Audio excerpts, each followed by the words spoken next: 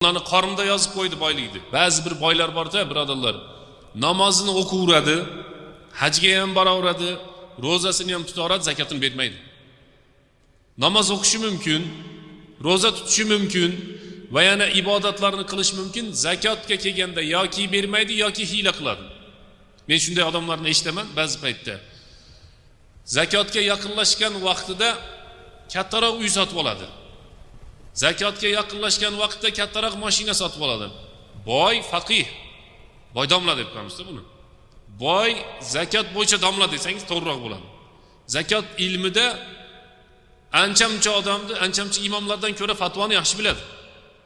200 ming dollarga mashina sotib oladigan bo'lsa, ana o'sha 200 ming dollardan yoki 100 ming dollardan zakot berilmasligini biladi-da. 100 ming dollardan 2,5 ming dollar zakot bo'lib ketishi kerak. 2,5 ming dollarni ham saqlab qolyapti, zakotdan qutulib qolyapti, yangi